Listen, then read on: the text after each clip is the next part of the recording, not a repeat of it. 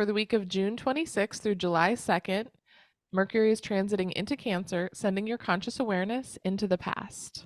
The weekly transit. Astrology is a language that communicates how the planets and stars influence life on Earth. I'm Scott Tajarian. I'm an interpreter of this language. Join me and my co-host Ingrid Iverson, who helps bring an even more practical look at this astral language. The weekly transit is here to bring clarity to the chaos, so you can ride the planetary waves instead of the planets riding you. The weekly transit. What is happening? What is up, Ingrid? We're recording early. I'm starting my day. It's the weekend, which feels good. I never really have like early mornings on the weekend because usually I'm at work. So I'm feeling, I'm sure I look a little sleepy, but I'm feeling good about being up early. Yeah, awesome. You've got the full day ahead of you. I know. I've just It's been so amazing, burnt exciting. out from the last couple of weeks. Well, we had a birth time, which you were featured in as a music video. Oh wow. We had like a premiere for it at this really cool theater, which I wish I would have grasped like the gravity of how cool it was. It was kind of like last minute. What theater was it at? Oh God, I don't know the name of anything. It's in West Hollywood across from the Chipotle. It's like this really nice private theater. There's only like one screening room. And our friend Megan, so there's Crazy Girl Therapy, which I've made a bunch of music videos for. They're my friends. They're like a little music trio that basically make fun. They make fun of all of the LA girls, which we are the LA girls, like me and Megan are those girls. And so then we made all these hilarious music videos. We have the Full Moon Circle, which is, insanity. We have Birth Time, which is like this girl is obsessing about like needing this person's birth time. So she like stalks his mom, like breaks into the house, like this whole situation just to get the birth time. You should put the link in the bio for that. Okay, I will. We did like a long time ago, but maybe there's new listeners that haven't seen this video. It's hilarious. The song is hilarious. It features your actual birth chart. You wrote out a birth chart for Andy Figgle McHugh, one of the characters from the short. Yes. So we had like one of her other projects she helped produce. Anyways, we're all connected. A friend of hers wrote something like this mini series. The woman who played the mom? Is it that one? No, she was someone else. She came though. That's Monica. Okay. That's another writer. There's a big friend group of writers. It's such a huge collective of like creative people. Yeah, very talented people. So one of the people in the friend group had a premiere for her mini series called Before Marriage, which is like a comedy series about all of the issues that come up before you get married, and it feels very almost Instagram-y. It was shot really well, and they're just like going over all of the things that come up before you get married that normally people would talk about, like kids and open relationship and all these things. But it was really clever. But anyways, we tagged on. They've been winning a bunch of awards this year, and they were like, but nobody has seen it except for the music festivals. So they're like, we want to have something for our friends so we can all show it and share it with everybody. And then she produced 2 of the Crazy Girl Therapy music videos. So we tagged that on. We made show posters. It was just really fun. Everyone wore like all the girls that were like involved in it. Accidentally, we all wore like monochrome outfits. It just, the whole thing was really fun. There was like 150 people there. We had a great time, but that was like Thursday, and like I didn't realize how much prep there was involved in the movie premiere. So now I'm just like barely a person. Okay. Well, what's the plan? Oh, for their series, they're just entering it in festivals. Okay. And then hopefully, somebody picks it up, I believe. I never know how exactly that works, but awesome. Then when you win some awards, it's like then you make something else. You're more likely to maybe get funded for it, because this was like just like Birth Time. Nobody was really getting paid. We did it on our own dime, and there was stuff to pay for, but it was a slim crew. Yeah, well, it's a great video. It's It is. hilarious. It's one of my favorite It's things I've so well ever produced. done. I think Yeah, it looks so fucking good. it does. And it was It's like awesome. crew of two. Crew of two? Yeah, Yeah. crew of two. Me and my friend Abner. And Mm-hmm. like Chris, I guess, was the DP, but He was in everyone it too. involved in the video did everything. Like Yeah, I exactly. All the shot people it. in the video were Yeah. also behind the scenes too. Hmm. The crew was the actors. Yeah. So I'm just recovering, having like a little slower of a weekend because that kind of Yeah. took it out of me. Yeah. I was tired before I even got there. Yeah, I know. Because you had a crazy week the week before with your mom and all Hmm. of that. We have some questions backed up here. Yeah. And just so everyone who has written a question, I just want to say thank you. We have an incredible long list of questions. I promise you, I don't get rid of any of them. I don't think I do, because they're all really good questions. It just takes us a long time to get through them all. So please be patient with us. We will read your question on the podcast. It may be, several weeks or even months after you've asked it, but keep listening and you will hear it. I promise you. Yes. And if you do want to write us a question to answer here on the podcast, you can write us through Spotify. Spotify has a Q&A area. You can write us your questions there. If you ask a question on Instagram or YouTube, we are answering the questions in the platform it is asked. Otherwise, we'd have 10 million questions. So I have Miss Gemma Gallucci. She said it's always better to explain with an example. So she wanted to see where Leo is in her chart for this long Venus transit. But because of the interceptions, I don't have that. So what would be the answer to this? Okay, so yeah, I know what she's talking about because she asked us a question that we talked about a few weeks ago, Gemma, about intercepted houses. Oh, I see, I see. Remember? So Yeah. she Hmm. asked a question about intercepted houses when there is a sign.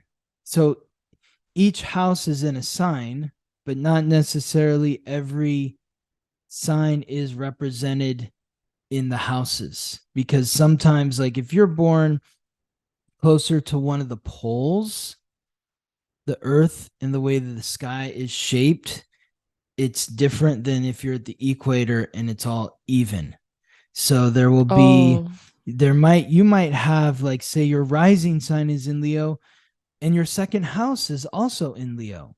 Hmm. Maybe even your third house is in Leo. If you were born like in Alaska or something, you might have three houses in the same sign. Yeah. So when that happens, that means there's going to be a house, Three houses in the same sign?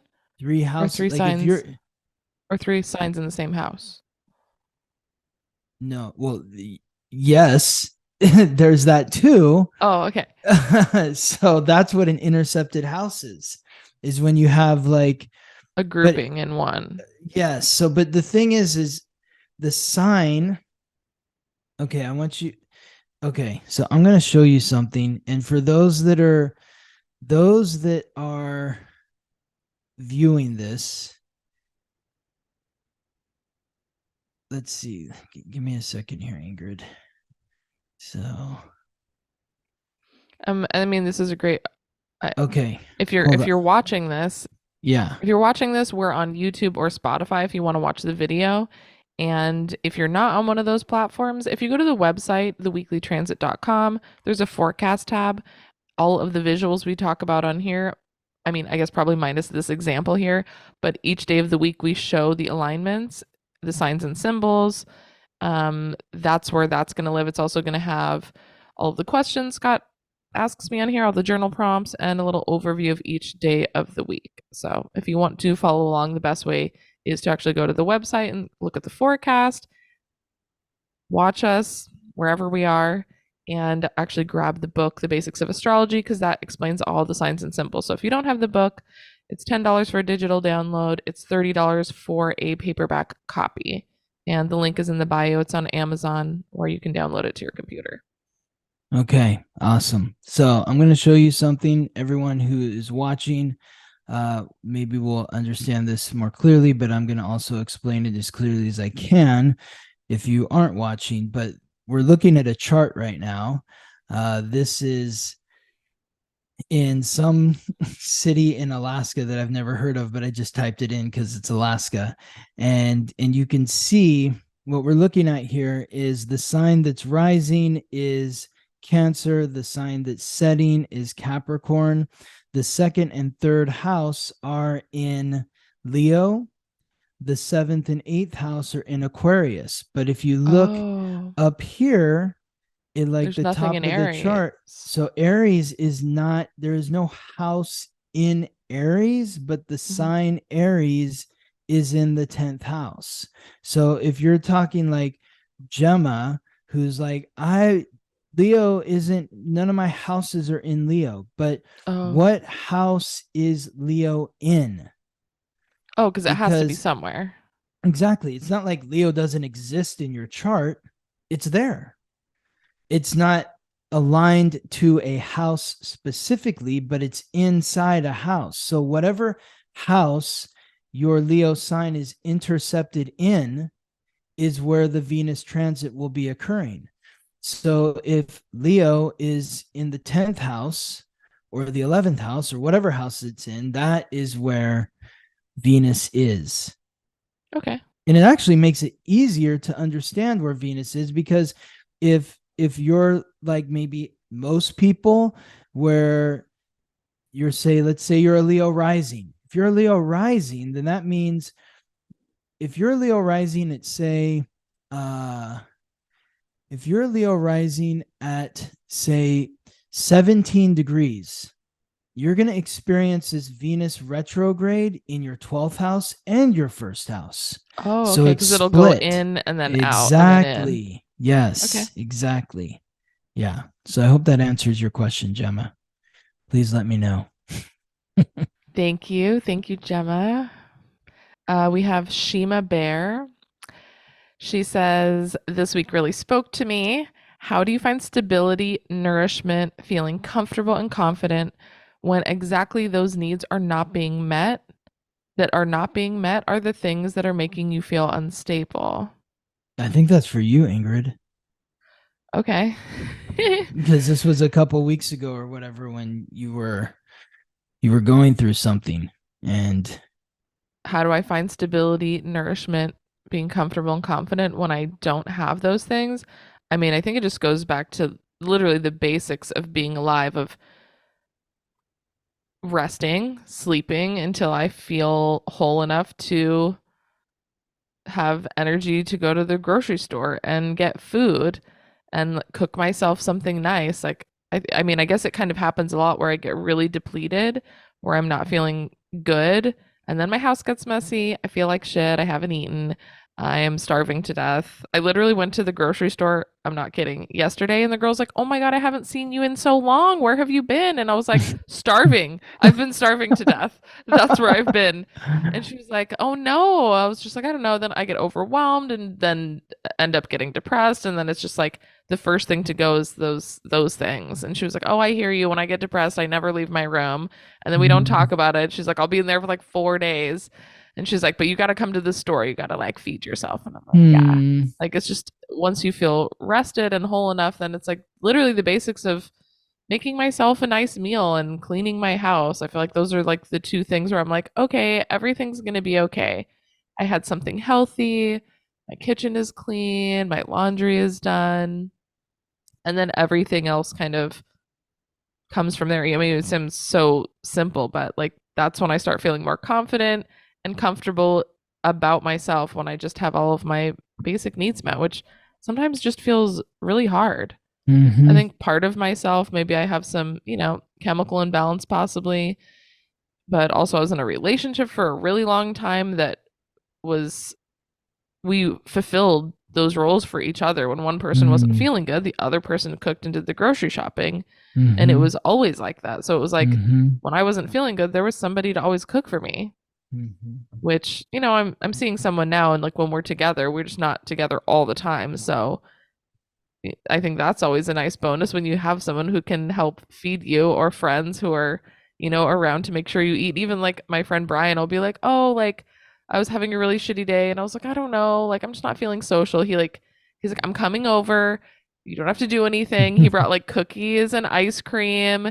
and, talked to me and brought me snacks. Or like one time he brought me like soup because he knew I was like, he's like, you have to eat. I'm going to bring you soup. So, maybe sharing with your community to get a little extra love and support from the people that care about you. Even when I go to my family's house, I feel like I'm so depleted by the time I get there, but I'm trying to make time for them. My sister will make food or her boyfriend will take us to dinner. And, even that kind of stuff helps to be like, okay, I know that I don't have to show up in any certain way and just show up as I am and know that that's going to have to be enough. Even like my apartment being messy for the longest time, I never let the guy that I was seeing see my apartment messy. And I was like, I've never let you hear when my apartment looks like shit. And he's like, he's like, yeah, I noticed. And I was like, oh my God. And he was like, of course I don't notice. I don't care. What are you talking about? Like, I give a shit what your house looks like. And then, I think that was always like a big block for me of not letting people in to see me when I'm not feeling well.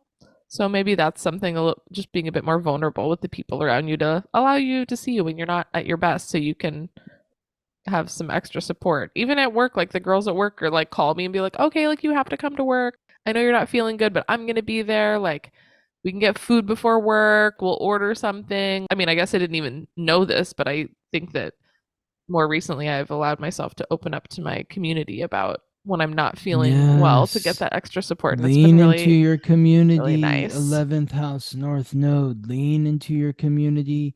Be authentic. Aries North Node. That's you, Ingrid. Be authentic and lean into your community. Thank you, Shima Bear. Thank you. What a great question. That was like, I think I had some realizations just in this moment. Wow, nice. We have Sunbug. She just wants to thank us. Thank you, Scott and Ingrid, for answering my question on the pod. Y'all are the best. You're welcome. Yeah, you're welcome. Thanks for writing us. We appreciate you. I have Janae. She says, Ingrid, I love that you loved my voice notes. You two are so special. I love that you shared this. Blessings, sacred kisses, hugs. You two keep being brilliant and inspiring. Thank you. Thank you. Thank you. Thank you. Oh my God. She left like the most beautiful voice notes. It was about me kind of making fun of Scott and his singing. And she just like loved Scott's singing. Yes. And just, I love hearing voice notes. It feels so personal. I like those too. I have numerous like Instagram friends now that like we send each other notes that I don't even really know them in person, but when you hear somebody's voice talking to you, it really feels like you're connected. So I absolutely love those voice notes. I listened to them like 3 times. Yeah. Thank you. Awesome. Thank you, Janae, for listening and for writing us. Miss Tiffany French, is there anything you could share about a Leo, Virgo, Moon, Capricorn rising? I'm confused. Am I reading this wrong? I don't know how to say this. Yeah, I think what she's saying is she's a Leo sun, a Virgo moon, and a Capricorn rising at 26 degrees Leo sun. Okay. She wants to know about emotional management or mastering and how one relates to a 24-degree Gemini relationship. Okay, so that would be a Gemini sun. Gemini sun. I see what she's doing. So she was born with the sun in Leo at 26 degrees in a relationship with somebody who was born with the sun in Gemini at 24 degrees. So you're basically like two different versions of the same person in a sense, because your suns are very closely aligned with each other. Could be a very positive match. Air fuels fire, fire raises the air. Of course, you got to see everything else that is going on in the chart to really know how the two of you work with each other. But on a just sort of general rule, air and fire, yay. Earth and water, yay. Or fire and fire, air and air, water and water, earth and earth, because they understand each other. But Leo brings that stabilizing force because it's fixed, and Gemini helps keep things light because it's mutable and it's air. The Capricorn moon, that emotional management, she's a Virgo moon, Capricorn rising. So emotional management and mastering, take it easy on yourself. That's what I would say. Take it easy on yourself, because the Virgo moon is highly critical, very analytical, seeing all the details, such the perfectionist. Capricorn rising, wanting to present in a way that is buttoned up and in a position of authority. I mean, the two thoughts, the two metaphors I always give for like Virgo and Capricorn is Virgo is, think of yourself as the dog that's chasing the rabbit around the track. The dog never catches the rabbit, but that's not the point. The point is winning the race. And so you may be working and toiling to no end on a project because you think it's not quite good enough yet. But you're completely subjective to your work. You're not objective. If you show your work to someone else, they'll probably say, wow, this is amazing. But you can't see it that way because it's not as good as you can imagine it to be. But you're already winning the race. So don't toil to no end, never completing a project, because it can always be better. But you're never going to complete anything. Well, and in this case, you're kind of referring to an emotional relationship instead of like a project. Anything. In terms of a relationship, if you're a Virgo moon, you're going to hold everyone that you have emotions for to a very high standard. You might be hard on them. Maybe that's not what I was thinking. But especially inwardly, you're hard on them, you're hard on yourself. Things aren't the way that they could be. You got to take it easy there. And then the Capricorn rising, it's like always trying to achieve. And it's great to keep your eye on the prize, but you also have to you have to know where your feet are on the ground. Otherwise, you're going to fall off the mountain. Ooh. And you need to enjoy the view and appreciate how far you've come. Because if you're waiting to enjoy the view from the top, it's going to disappoint. You're going to miss out. Yeah, there's so many great views along the way. So give yourself a break, Tiffany. Give yourself a break. You are already amazing. You are already perfect. You are, because you're giving every single person that you come into contact with at any point in time, you're giving them the reflection that they need to see of themselves. Whether they view that reflection as beautiful, ugly, happy, or sad, or angry, it doesn't matter. You're giving them the reflection that they need. So you're already perfect. Thank you, Scott. I love that. Yeah, you're welcome. Doesn't mean that you can't improve and that you're not growing and working to get better in life, but obsessing on it and like getting down on yourself about it. Don't do that. Which is what I feel like I do that. You do. It's like you were talking about earlier about like, well, I wanted to do this thing with the videos, and I'm like, don't do that. Like, just make it easy on yourself. Like, well, it's not going to look good. I don't care. Nobody cares how it looks. Like, it's just put the information out there and you'll improve upon it as you get better at doing this. It's such a great lesson, because we wanted to start doing more social media stuff and more YouTube stuff. So releasing more content, and I wanted it to look really pretty. And every time I think something's going to be easy, it takes a fucking hours to get the format right. And for it to, there's always some sort of thing. And I can do video editing, but I'm not really a video editor. So it's just ends up being a goddamn catastrophe. And Scott was like, I don't fucking care. I don't care what it looks like. It's not that important. Like, it's better to have it and it be okay than to have you spend 9,000 hours on it. And then we'll get better as we go. So yes, baby steps. We're going to release some extra content for Instagram and TikTok and try to put ourselves out there. Like, when you think about like these images that we're going to look at for the week and where they started, when I started writing the weekly transit in October of 2018, I mean, if I showed you those images, maybe I can find some and even show up here, because like it just shows like you have to start somewhere. You have to start somewhere, and it doesn't. Here are the first images of uh this is what I had in my email that I was sending out to like 30 people or 20 people when I first started doing this. Was from the week of October 22nd, 2018. These were the images that I was putting out there. Okay, well, I want to do it this way because I want to show you the grand cover of, the big, wow, you're going to be so impressed. It's like you have to start somewhere. You have to start somewhere. Here's the big reveal of the first issue of the Weekly Transit, October 22nd, 2018. This was what I put out there, Ingrid. This right here. And then here's the other images that I was sending out to people. So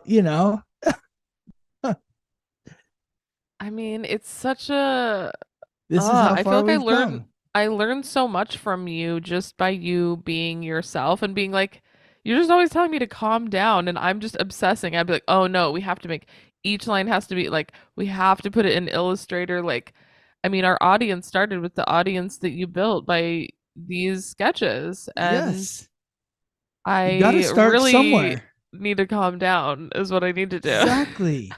All I knew was at that time I was like, I have so much that I want to share, and I am annoying my family and friends.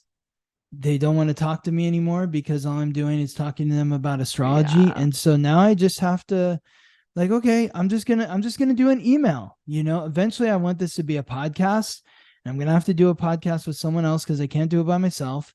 But this email, I'm just gonna start sending it out. And I think I literally had like 20 or 30 people on the email list, and that's where it started. So yeah.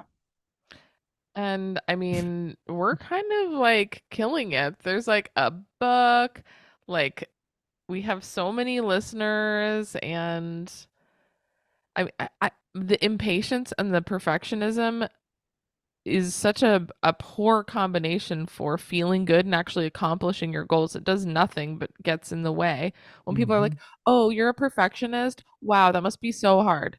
Actually, it prevents you from doing anything, from getting anywhere. You're just frozen in time because nothing's Mhm. good enough, so you don't release it, so you actually never progress. It's Exactly.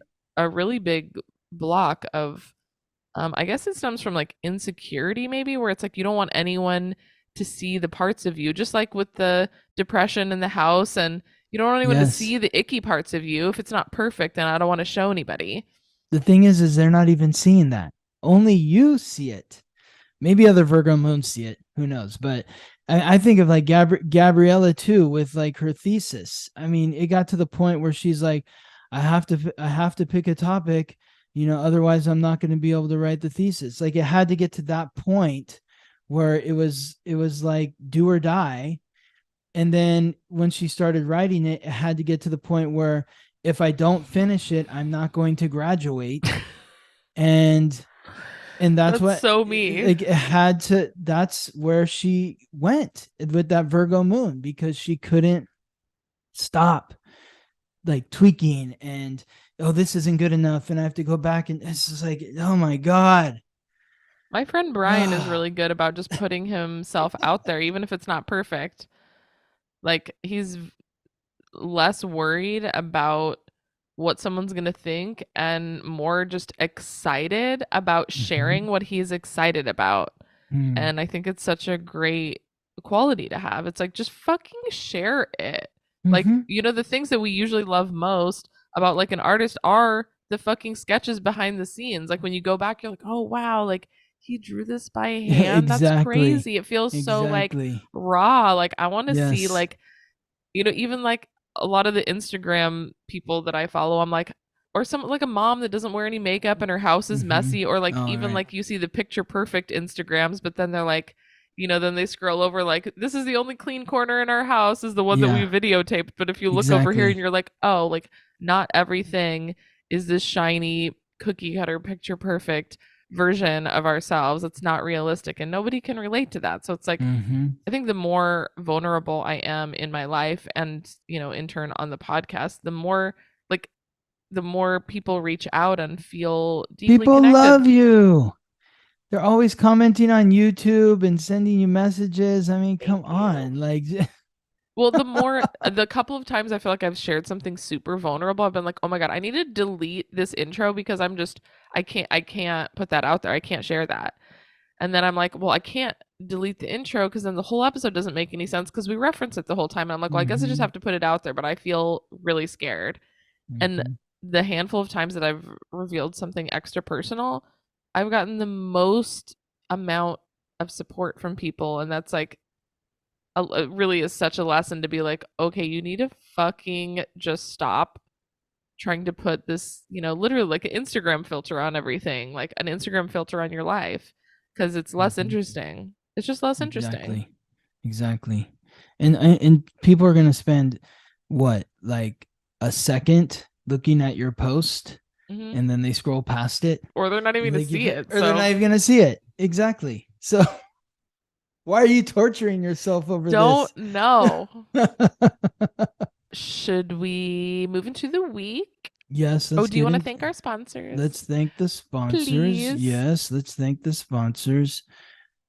We want to thank Samantha, Kendra, Larry, Jasmine, Brenna, Janelle, Vincent and Michelle, Clarissa, Aline, Cassie, Merdinas, Brooke, Ricky, Amaranth, Annie, Amber, Deborah, Haley, and Carrie.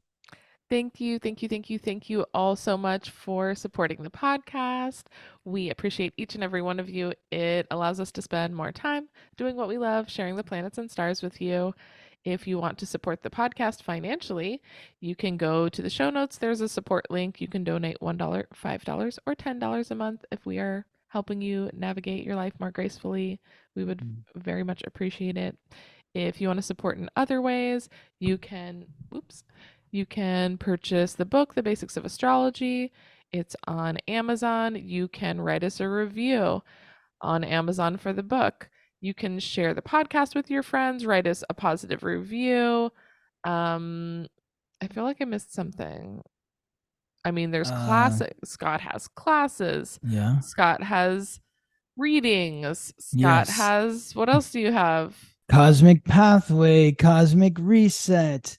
Yeah. So, I mean, the classes, we've got the moon classes. If you want to know who you are, why you're here, your purpose in your life, it's my purpose to help you understand who you are so that you can accept, appreciate, and love the divine, unique miracle that is you. So, if you want to have a deeper insight into yourself, deeper appreciation for yourself, if you need clarity or guidance on what's going on with the planets and stars, that's what I'm here to do. So you can schedule a reading at theweeklytransit.com. I also have the Cosmic Pathway, which is a minimum 6-month program where I am working with you one-on-one, kind of like what I do with Ingrid a little bit here, where I guide you with the planets and stars. You share with me. I also have a cosmic reset, which is like a truncated or mini version of the cosmic pathway. It's 5 weeks, 30 minutes a week for 5 weeks. So if you have any interest in the cosmic pathway or the cosmic reset, you can sign up for the cosmic pathway at the website Cosmic Reset. Email me with the subject line Cosmic Reset if you'd like more information, or if you want to just get to work and let's do this. Let's move forward and clear out the blind spots, the cobwebs, help see things from a new perspective, reframing so that you can be the best version of yourself. Yeah, if you have been following along for some time, I think I always get really positive messages about seeing personal growth and just meeting with you every week and following the rhythms of the planets to guide my focus makes it so much more palatable to make change when there's always like you're not obsessing on something forever and ever. It's like you have a focused set of goals that you're working towards and you're like moving through them in different ways. And I think that's kind of like the beauty of having a personal astrologer to guide you through these lessons is to really go deep. And then also when you're meeting with you on a regular basis, it's like you get more and more out of it because then you know my family history, you know my family's birth charts, you know my friends, like Yep. it all kind of comes together the longer we are in relationship. I think it just becomes deeper and more complex and more nuanced. And yeah, I mean, I think that's when you really start to uncover and unlock different aspects of yourself. Like, I love it when the light bulb goes off for somebody and they're like, oh my God, I never thought of that before, or I never connected these together. Like when you can help lead somebody to that revelation within themselves, that's when it's life-changing. And then you also have a class that you taught last week, but you're selling the recording, replay. the Yeah, it's replay. the basics of The astrology. basic of astrology. Yes. So if you Oh, want and a foundation, the foundation. Yeah. Understanding the basics. What were we going to say? If you're buying the recording, you get a copy of a digital Of the copy book. of the basics of astrology as well. Exactly. So it's like you get the video version. I feel like an infomercial. You get the video version and we throw in the visual book, you know.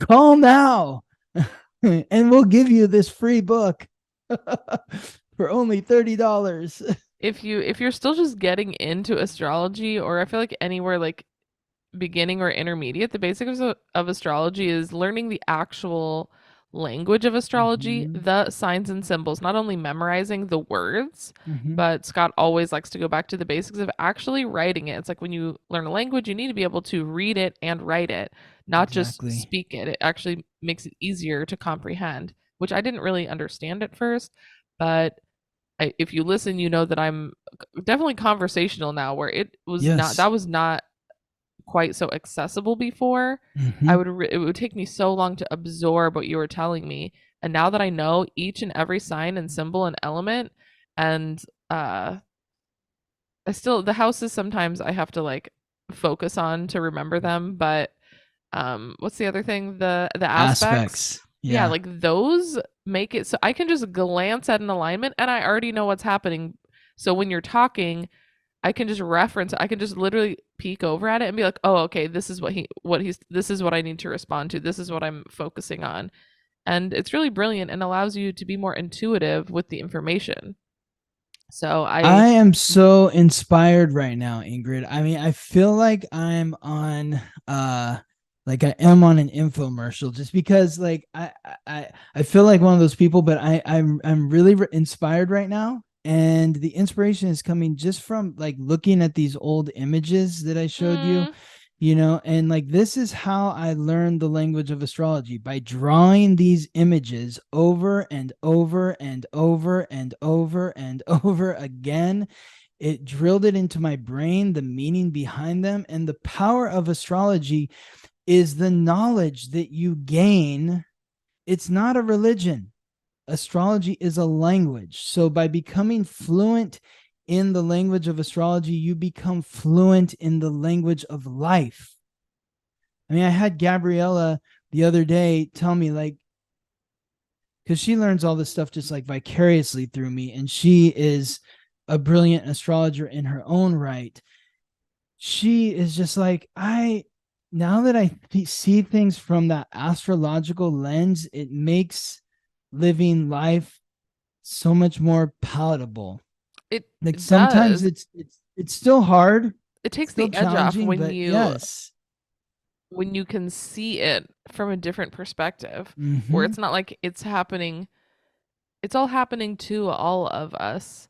So just being prepared for the seasons, for the weather that we go through is so helpful in not wanting to fucking just run away from all of our problems. It's like the more we work with it, the more we are able to weather the storm. even when you're talking about, though, like how I understand like your sister and your mom and your dad, and I know their charts, and I articulate that to you, it helps you understand them better. My sister just had a reading with you, and she was like, the biggest thing I got out of it was realizing that not everyone is me, that we're all so individual. Like, I'm expecting my mom or my dad to be like me, and they're not. Exactly. And Yes. that was like such a That's a great revelation for her. takeaway. Yes. Such a great takeaway.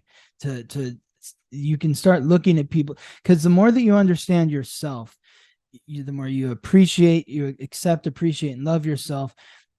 It's also about understanding the people in your life. When you understand them and you realize that their chart is different than yours, and maybe this planet is squaring their planet here, and that's why we bump heads in this area, the more that you understand that, the more that you can accept them for who they are. And once you're accepting this person, then you can appreciate them for who they are. And once you're appreciating them, then you can love them for the divine, unique miracle that is them, as opposed to being like that fucking, I can't stand that person because, I hate my dad or my mom or this and that. They always try to do these things to me. It's like, no, it's like getting mad at a cat for not barking. Yeah. It's not 100%. in their nature to bark. Should we move into the week, Ingrid? Let's do it. Okay, so let's begin. It's the week of June 26th to July 2nd. This is Monday, June 26th. We are looking at Mercury, the messenger of the gods, guide of souls to the underworld, the planet of consciousness, communication, and coordination, in the cardinal water sign symbolized by the crab, Cancer. We are also looking at Mars, the god of war, the planet of action, aggression, and conflict, in the fixed fire sign symbolized by the lion, Leo, forming a square with Uranus, the primordial sky god, the planet of revolution, rebellion, innovation, independence, and the unexpected, in the fixed earth sign symbolized by the bull, Taurus. So this was an alignment between Mars and Uranus that we looked at the end of last week. It's still continuing. So we'll talk about that first, and then we'll jump into Mercury. I look at this Leo and Taurus energy, and I know a lot of Leo and Taurus couples. It seems to be a match that finds where people find each other, as it tends to happen with a lot of signs that share modalities, even if the elements are conflicting. Like earth extinguishes fire, Leo fire scorches the earth of Taurus. But what they have in common is Leo is that lion energy. The lion's the king of the jungle. It's that sovereignty. Taurus is the bull. That's the money. So they both like the bling. They both like fancy things. They both like the material. Leo just kind of expects to always have everything that they want or need, because they are the king or the queen. Whereas Taurus is the king's accountant. So when you look at these two together, Mars driving through Leo, it's putting energy behind your heart, charging ahead, being courageous in following your heart. Uranus in Taurus is shaking up the material. It's shaking up your self-worth. It's maybe like, I want this. This is in my heart. I want it. I'm going after it. Oh, but wait, in order to do that, I have to elevate my values. I have to elevate my self-worth. If I'm saying that I want something, but my values are down here, then it doesn't match. And so it's like a shift of expectations here, and it can be uncomfortable. I mean, just thinking about the revolution of the material and your values, I think that, like you said, you have to go backwards, but it's like, yeah, if you start with, I think last week we talked a lot about recognizing what our values are, and maybe needing to make some changes if we're noticing that what we're doing is not reflecting our values or our lifestyle is not reflecting our values. So once we know what our values are, maybe, or we haven't been aware of them. I think I was just talking about dancing and, not really putting enough time into actually improving and getting hard on myself. But it's like, okay, well, yes. I need to have a revolution. I need to change what I'm thinking. Either I need to say, okay, well, I'm not improving in my dancing, but I'm not doing anything about it. So I have to accept that and move on. Or I have to say, you know what I really value? I value being a better dancer. So I'm going to make some changes in my life. This revolution to either acceptance or to making a change. And if I'm making that change in my thought process, then that can come out with this Leo and Mars energy where I'm going and getting it. I'm taking the action with my heart to take more classes, put myself out there, practice at home. And that right there it's a square. It can be uncomfortable because it's annoying to say, oh, well, I thought I was doing what I wanted, but I really wasn't. I wasn't going after it. I wasn't putting in the work to get what I wanted. So reframing your mind to either accept where you're at or to make a shift in your present reality is difficult. It's always easier to stay status quo, even if that is uncomfortable. It doesn't take any energy to do nothing. And this is pushing you through the discomfort. This aspect between we need Mars we need that. Yes, exactly. Otherwise, we're not going to make the change. Exactly. Yes, exactly. And so this, we'll go ahead. What were we going to say? Oh, it's just so. Sometimes I just cling so tightly to just.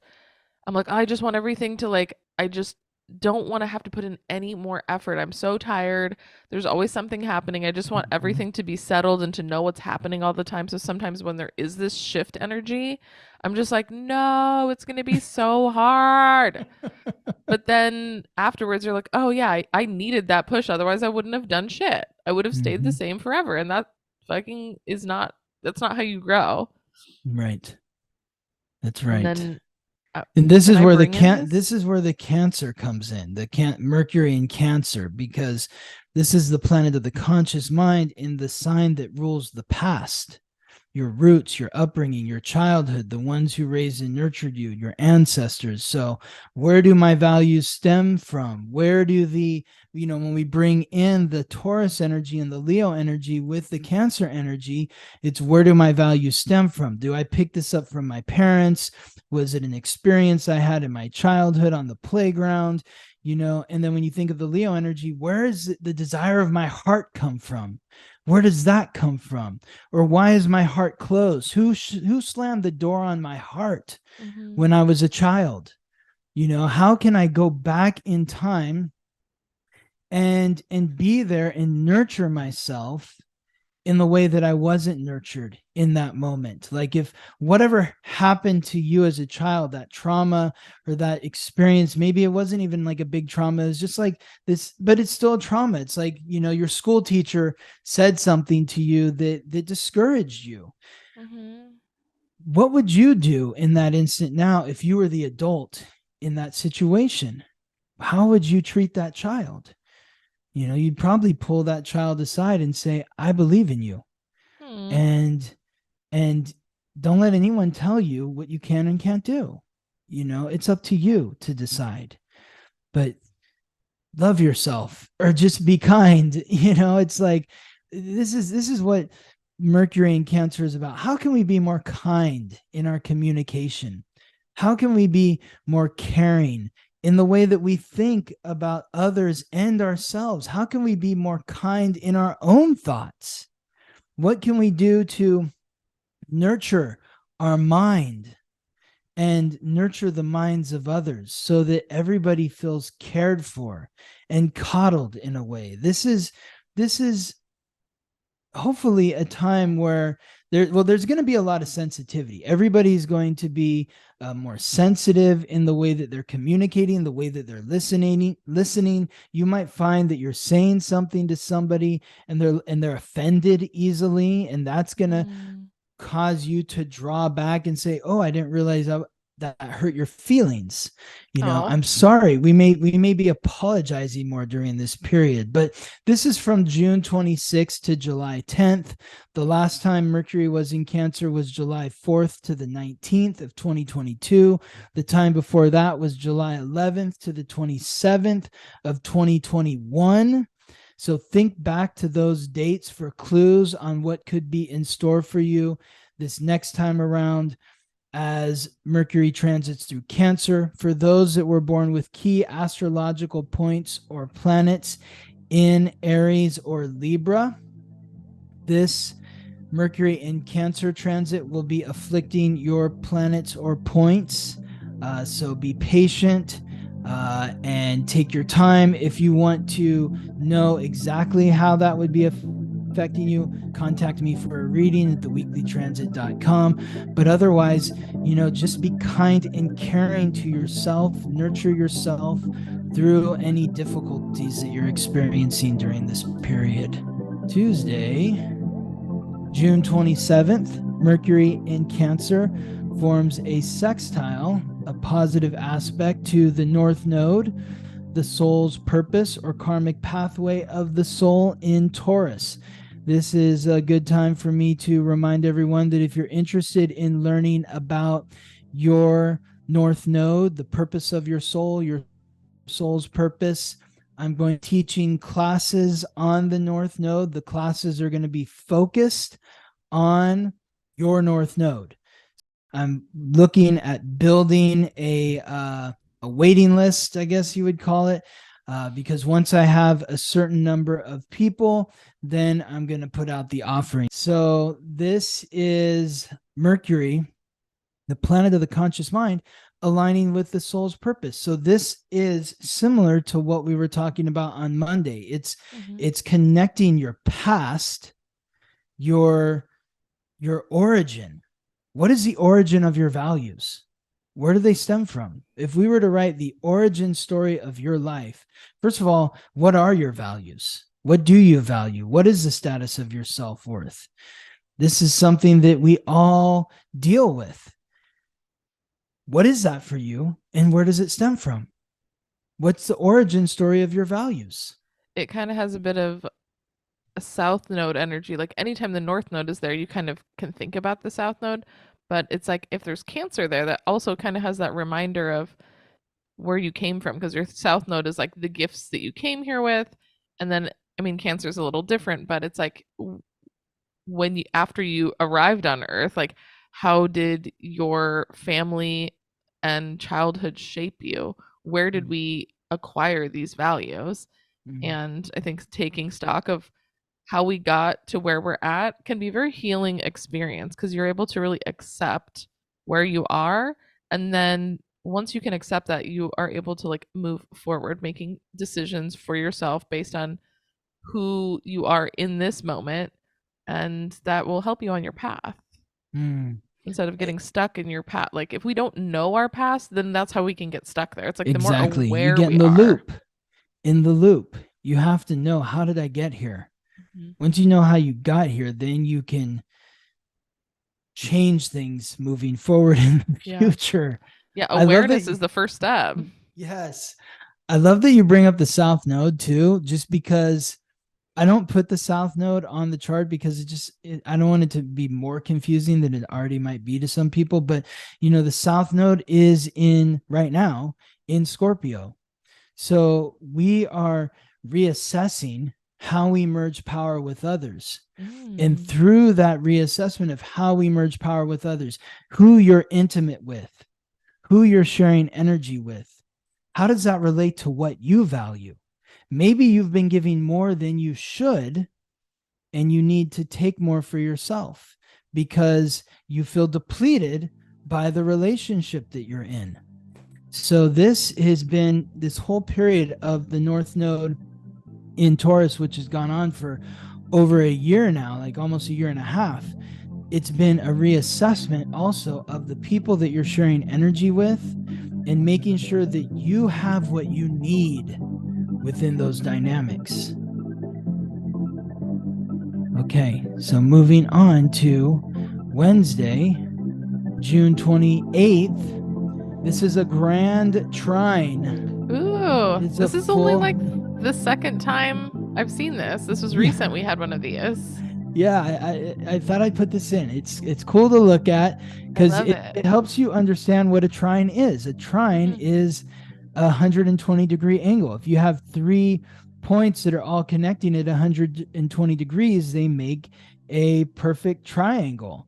And so this is happening between the sun, the giver of light, life, and vitality, in Cancer, the moon, the planet of emotions, in the fixed water sign of Scorpio, symbolized by the scorpion, and Saturn, the god of wealth and time, the planet of restriction, responsibility, hard work, achievement, and authority, in the mutable water sign, symbolized by the fish, Pisces. So this is a grand water trine because we have three planets all aligning with each other at 7 degrees, lucky 7 degrees in the three water signs. So I mean, this what is is happening here? This a is super healing day. Yeah. very lots of healing and digging into the past. Again, healing because we're looking into the Mm. past. That's the sun in Cancer.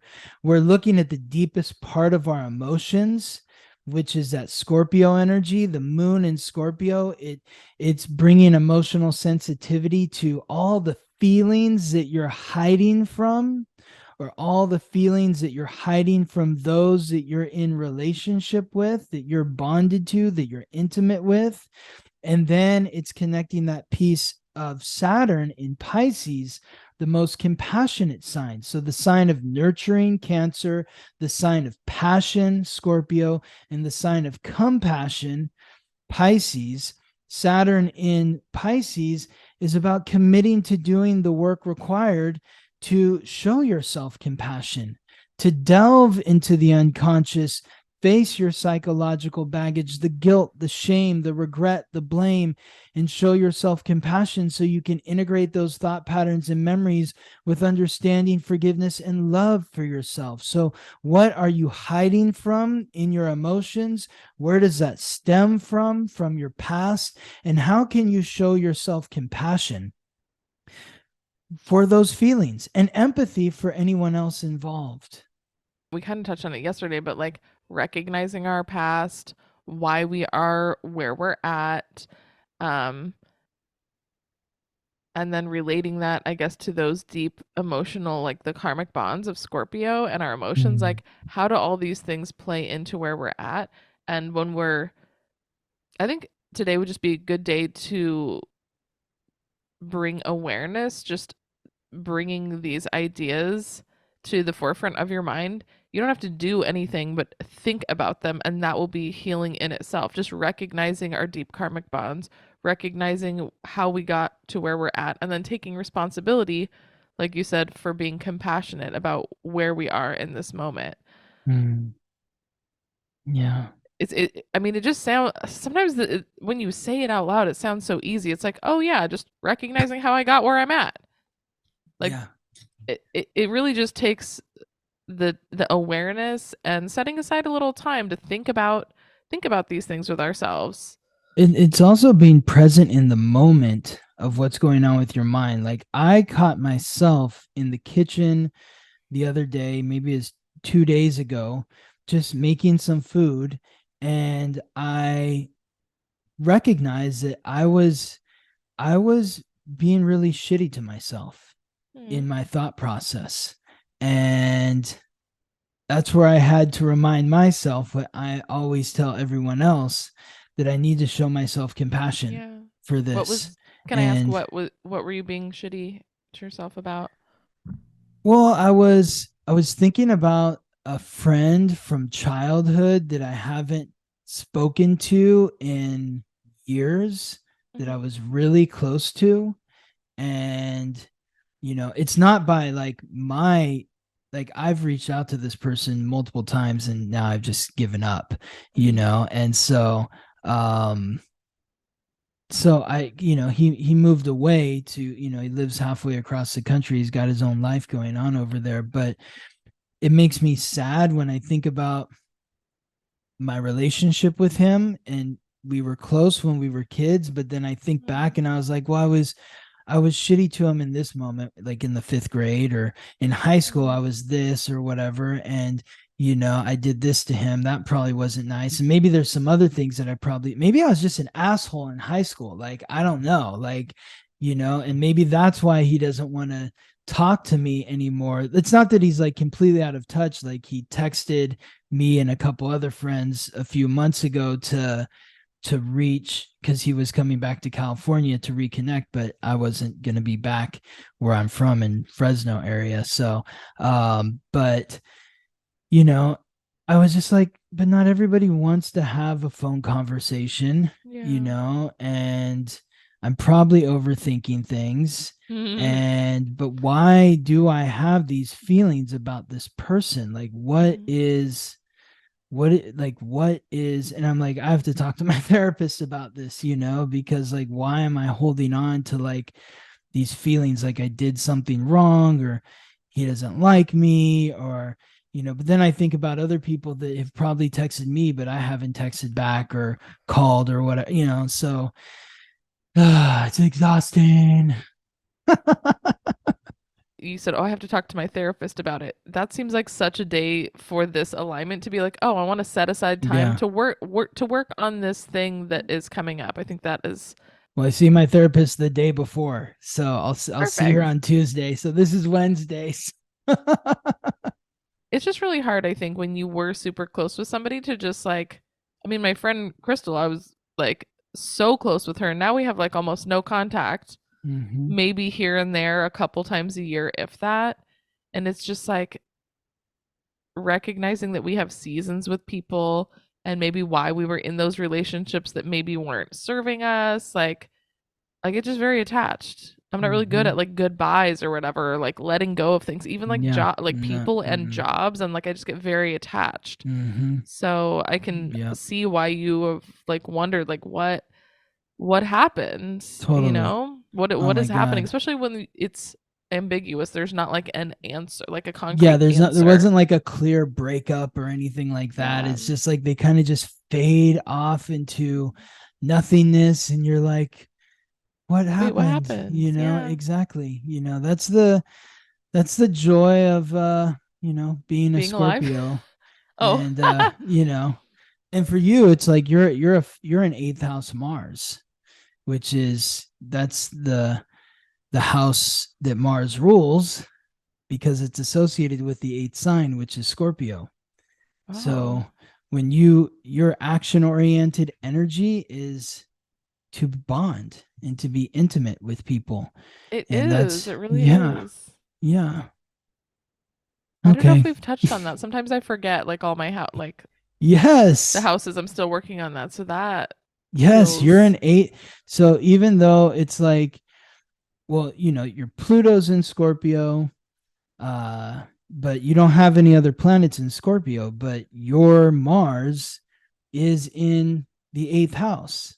okay. And Mars is the planetary ruler of the eighth house, because Mars is the planetary ruler of Scorpio, as is Pluto. And Scorpio is associated with the eighth house because it's the eighth sign. So your Mars is in the house that it rules. So like when you bond with somebody, you do like boom, like you're in there. It's very, very close, very intense. And there's like the separation of that is like traumatic. Yeah, it really that I feel that. I feel Mm-hmm. that. Mm-hmm. Yeah. Wow, that was a healing Wednesday. Thursday, June 29th. Okay, so continuing with the Saturn theme here in Pisces, aligning in a trine now with Mercury. So Mercury has literally replaced where the sun was. Yesterday the sun was at 7 degrees, forming a trine with Saturn. Now Mercury's at 7 degrees, Oh. forming a trine with Saturn. But then we also add these two other new pieces that we haven't talked about this week. Venus, Lady Luck, the goddess of love and beauty, the planet of relationships in Leo, and Chiron, the wound and the ancient wisdom that is unlocked through healing that wound in the cardinal fire sign of Aries. So that forms another trine. So two trines, two healing energies here, hopefully. Mercury bringing that conscious awareness to the unconscious, the past, the roots, the upbringing, the childhood, the ones who raised and nurtured you and your ancestors, and the guilt, the shame, the regret, the blame that goes along with all those memories. Showing yourself compassion to integrate those thought patterns and memories with understanding, forgiveness, and love. And then Venus, opening the heart, opening your heart and relationships and facing your insecurities, facing your fears in your relationships. So when you think about the past, it's like, well, I'm insecure because this happened to me before. I fell in love with somebody, or I had a friend and then they don't talk to me anymore. And so I'm uncertain about creating new friendships or being romantically involved with somebody again. Now's the time to face those fears. To be courageous in the face of those fears, compassionately courageous, courageously compassionate.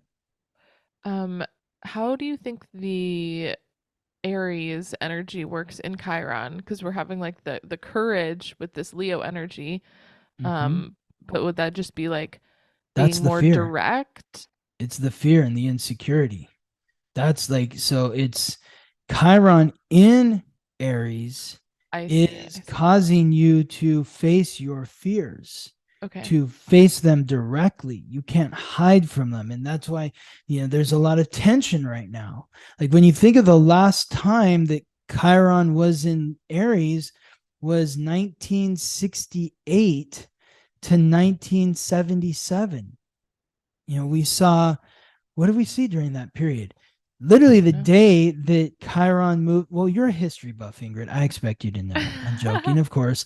The day that Chiron moved into Aries was April 4th, 1968. That was the day that Martin Luther King Jr. was assassinated. That day. That created fear, created insecurities. A few months later, Robert Kennedy was assassinated. And then you have the Vietnam War all through the 70s, the Nixon impeachment, the gas lines.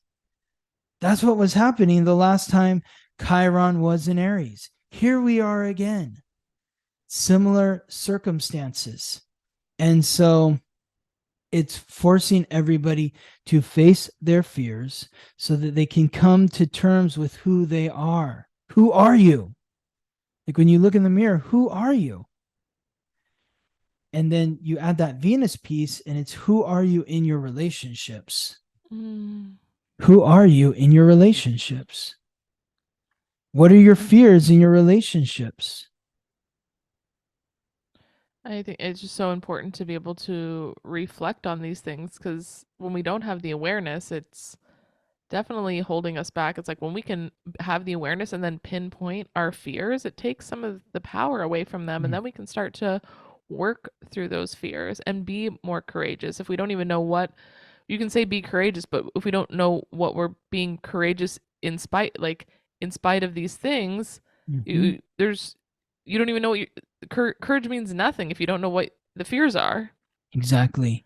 And this helps hopefully awaken you up to the fear. It's like when you're a little kid and you're afraid there's, a monster in the room, and then your parent comes in, you turn on the light and you realize it's just like a coat that's hanging on the wall or something, or you're doing like some plant medicine or some psychedelics or whatever, and you're freaking out, and then like your eyes adjust and you realize it was just a doorknob and it wasn't like a demon that was trying. But there's symbolism in all of that though. And so, maybe it was a ghost, maybe it was a demon. What are you? Maybe it's showing you within yourself. Well, if you don't explore the fear, you won't even recognize what it's from. You're just like, oh, I'm scared of starting a new job. I'm scared of like breaking up. I'm scared of like, well, there's a reason underneath just the fear. It's like it's coming from some insecurity from your past. Yes. And once you can recognize it, you're like, okay, well, that's normal, that's natural, but you can combat that, and you can have courage when you actually can pinpoint what is going on with yourself. I love that. Yes. Yes. This is a good week. It is. It's a very healing week. Yes. So Friday, June 30th, More this healing. is we're hitting the snooze button, Ingrid. That's what this is. We're hitting the snooze button. This is Neptune, the god of fresh water and the sea, the planet of illusion, deception, compassion, and intuition. Oh, I thought it was Uranus at first. It's always the Neptune and Uranus every People time. get Neptune, Uranus, and Pluto confused. They get Neptune and Pluto confused or Neptune and Uranus confused. It's totally natural. You get a pass. But this is retrograde. Neptune begins its retrograde transit today. This is why I am talking about hitting the snooze button, because we're looking back into, we're going to scroll back. We're scrolling back into the dream, into the unconscious. Neptune is the planetary ruler of Pisces. It's going to be moving into Aries in 2025, 26. We got a couple more years of Neptune and Pisces. It's so important for us to be doing this inner work and really acknowledging whatever's coming up, not ignoring it, paying attention to it, and showing ourselves compassion, so that when Neptune moves into Aries in 25, 26, it's not going to be that big of a dumpster fire out in front of your house. But Neptune is retrograding back to 24 degrees. It will be there on December 6th. That is when Neptune returns to direct motion. It moves out of its retrograde shadow on March 26th of 2024. So literally where Neptune is right now on June 30th is where it will be on March 26th of next year. That's how slow Neptune goes. Neptune moved into its retrograde shadow on March 9th of this year, 2023. So Neptune literally spends like over a year in its retrograde shadow. It's just like constantly in the retrograde shadow, and it's doing this thorough work. Like, look in your chart, what is at 24 to 27 degrees or nearby those degrees in water signs, in earth signs, in mutable signs. These are the signs that are making a strong alignment to Neptune. These are whatever planet is aligning with Neptune. Like if it's Venus aligning with Neptune, say you were born with Venus at 27 degrees in Gemini, you are going through a period where you are maybe losing faith in your relationship, or you're losing faith in your ability as a partner. And it's time for you to delve deep and reimagine the dream of what it means to be in relationship, what it means to be a partner. What are you feeling, Ingrid? Well, I'm just wondering if this is going to be a time for hiding from yourself, where you're trying to distract yourself from the truth of. That's what this whole Neptune transit has been about. Neptune moved into Pisces back in 2011, 2012. And what have we seen since then? Think about like words like binge watching, Netflix and chill, doom scrolling. They didn't exist before 2011. Why is that? Because we're stuck in the fantasy, because we want to escape having to deal with our own stuff. Yes.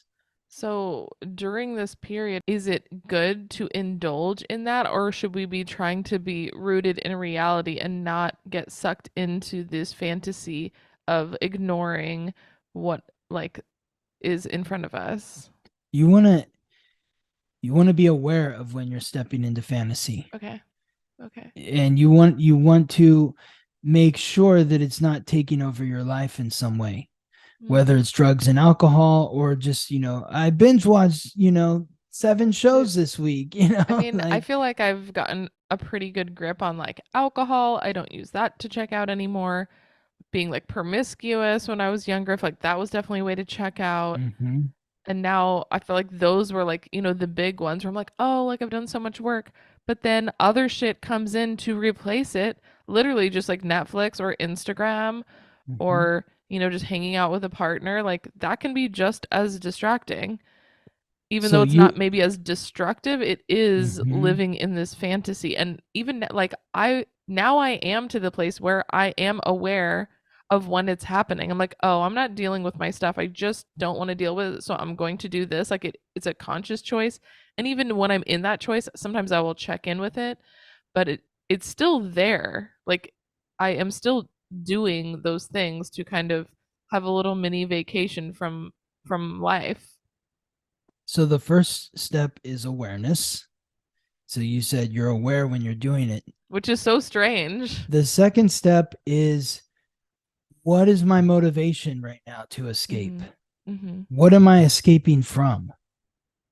Is there somebody that I just spent time with that is now maybe triggered something within my unconscious? That's another word that didn't Mm. exist in the way that we're using it right now. Triggered.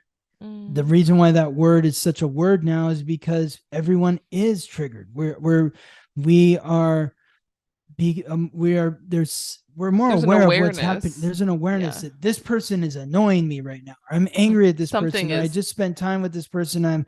I have to escape because I can't deal with like all their stuff or whatever. But mm, what is it about that that's triggering you? Because whatever you're triggered by is something that exists within yourself that you're okay. hiding from.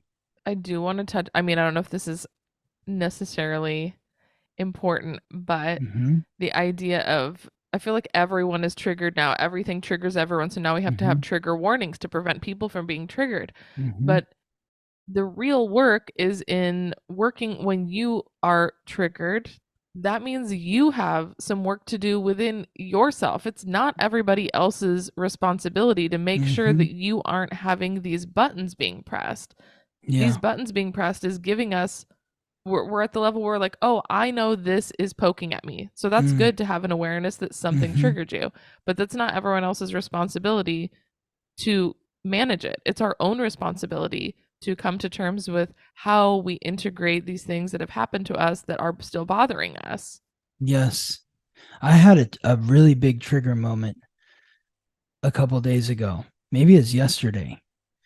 I was driving to the grocery store. Another car was stopped. It was a white BMW SUV. And there were two people sitting in this SUV, and they threw out of the window two like Starbucks coffee to go things or Mm-hmm. whatever. They just threw it out the window.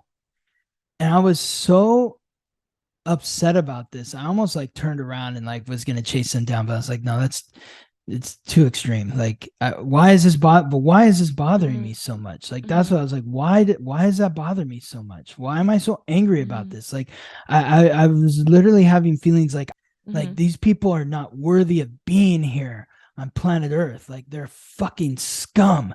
How could you do that? Like, you're in this expensive car and you're that like just so Disrespectful. disrespectful Yeah. of. I was really upset. So I had to ask myself, like, why Yeah, am I so upset why? about this? Like, Yeah. why am I getting so angry about this? And maybe there's something within me where I've been disrespectful and have not left the campsite as good as I found it. I'm Mm-hmm. still like pondering this. I haven't really had that like sort of crystallization of understanding why, but that's kind of an example of I'm sitting with this and I'm trying to. That's another thing to talk to my therapist about. Yeah, it's important to recognize these things so we can work through them so they don't just keep happening instead of just obsessing on hating something. It's like, wait, why am I so fucking pissed? Mm-hmm. Why? What is it within me that is like so revolted?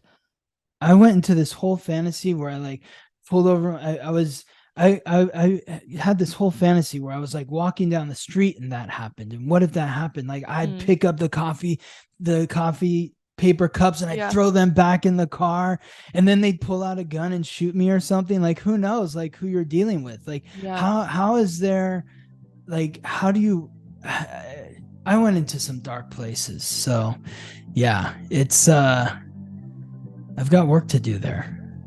Work to do. That's I my mean, I therapist's job. Yeah, helping me.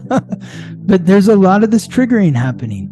So, why are you being affected in the way that you are? That's the question. Saturday, July 1st. God, who knew that like Neptune retrograde would turn into such a long long conversation? But I love it. This is good. So here we saw that a couple days ago the sun was at 7 degrees and then Mercury was at 7 degrees. Now Mercury is caught up to the sun. It's no longer chasing the sun. It's about to pass the sun. It forms a conjunction with the sun at 9 degrees in Cancer. And both the sun and Mercury form a sextile with Jupiter, the god of thunder, lord of justice, the planet of luck and expansion in Taurus. So this is a very powerful supportive alignment where we're hopefully, maybe this is the day where it all crystallizes, why you're being triggered the way that you are, why you value what you value, where these values stem from, and what you need to do in order to create that future of abundance where you feel like I have everything that I need. I have so much of what I need that I'm willing to give so much more because I have everything that I need. I'm not living from this place of lack where, I'm like, well, I have to take from this person or I have to throw the coffee cup out the window because I don't have the time or the energy to put it in the trash can or leave it in my car for a few minutes longer. This is hopefully going to bring us feelings of abundance and abundance for our future plans as we have healed the past or a part of the past, because we're never completely healed. It's a process. I think the Jupiter and Taurus, like the expansion of our values, we will be able to like appreciate our values more. And then the Mercury and Cancer is like the awareness of our past. And I love that. Appreciate our values more. That's so good. Yeah, good. That feels like growth when we were able to appreciate how we really feel inside. Yes. Because I'm really good at like denying sometimes my values, where I'll just be like, "Oh, I need to not spend money on this. I can't spend money on that. I don't want to spend money on food. I should buy something cheaper. I can't eat today because I owe taxes." God, it's so annoying, But it's like, okay, well, we're not even going to be able to make money and put ourselves out there and have like this energy if we don't nurture the things we value, maybe by, investing in things for ourselves. Like, I'm like, okay, I feel so much better when I have a nice meal.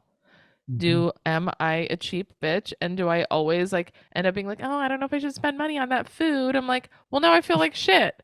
Just like the fucking chicken tenders at the strip club situation that was happening a couple weeks ago. It's like, great. You could have spent $15 on a fucking to-go food because you didn't have the energy. And instead, now you're starving and you need to go home because you are in this, it's fucking 2 a.m.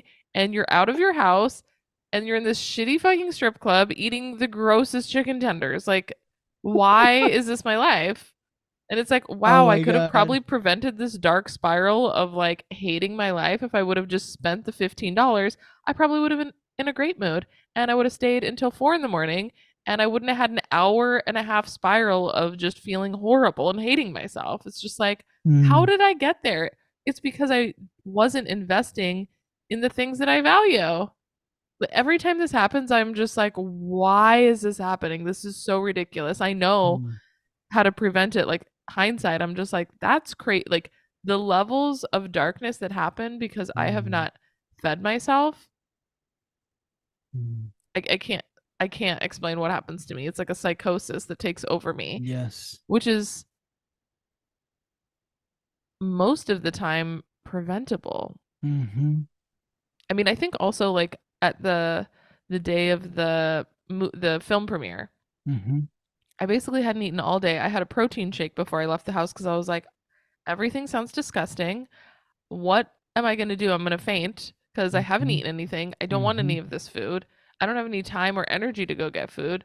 I had the protein shake on the way there. I had Chipotle. I only had a couple bites because we were so busy. But because I was doing something that I enjoyed and was excited about, my mood didn't go into a dark hole of just hating my entire life because I wasn't at the club in the middle of the night eating gross chicken tenders. I'm like, I'm surrounded by my friends. I'm really excited for this event. I'm in this beautiful theater. I'm super hungry, but like that, I don't know. I think like the dichotomy of it exacerbates issues when you're have none of the things you value. It's like maybe I didn't have food and I was hungry, but I had other things that I valued and appreciated. So it just the level of darkness was just not there. Wow. So much to ponder. So much to ponder, especially Why do we do these things to ourselves? It's just absurd. Like I think just the this is awareness part level of that of cancer energy though. This is part of that, like, why do we do this to ourselves? It started in the childhood. yeah, So watching what our parents yes. did and how they treated themselves.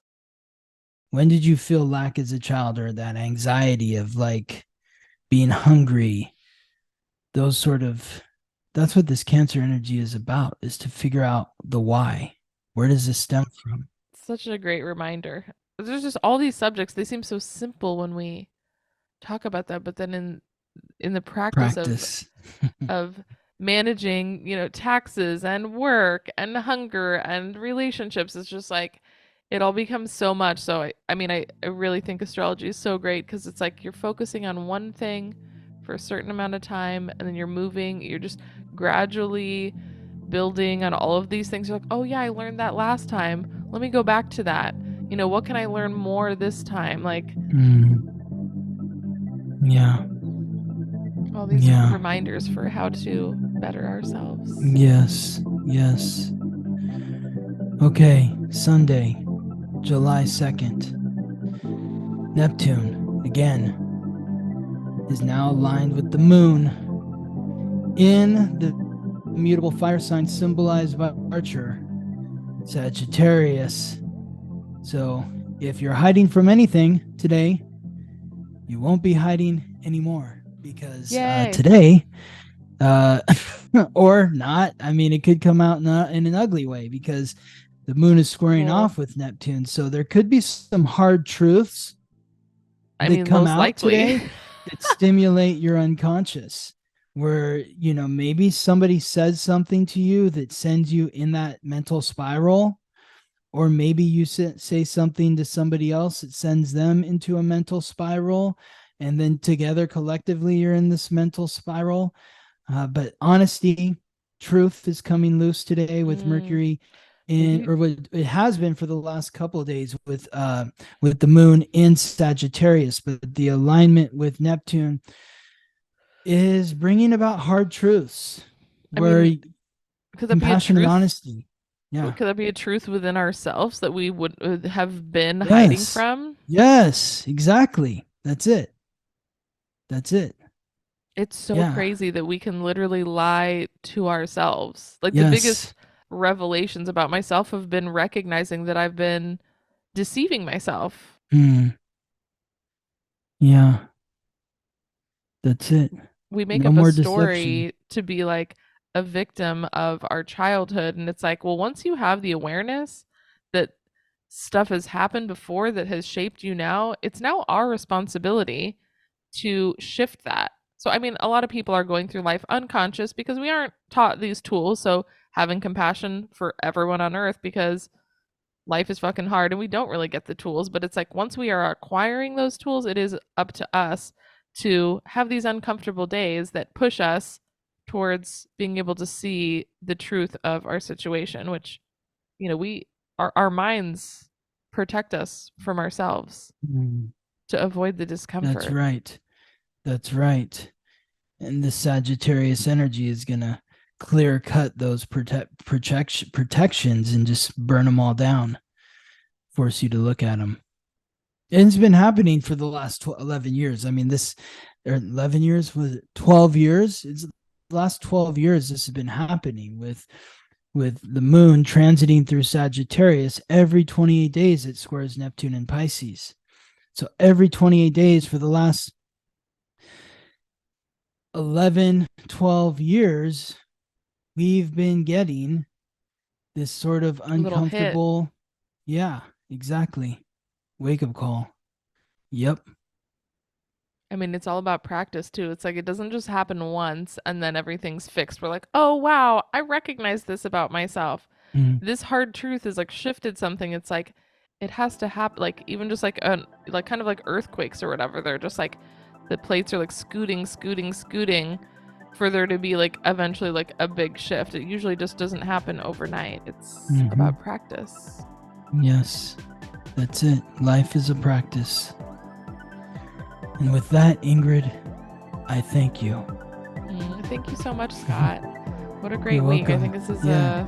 a powerful healing week. Yes, let's hope. Thank you for listening to the Weekly Transit. Follow us on Instagram for daily updates about the planetary alignments and how to work with the energy. If this podcast is helping you navigate life more gracefully, please subscribe, rate us 5 stars, and share with your friends. If you're ready to go deeper, book a personal reading with Scott or sign up for his new moon, full moon class at theweeklytransit.com.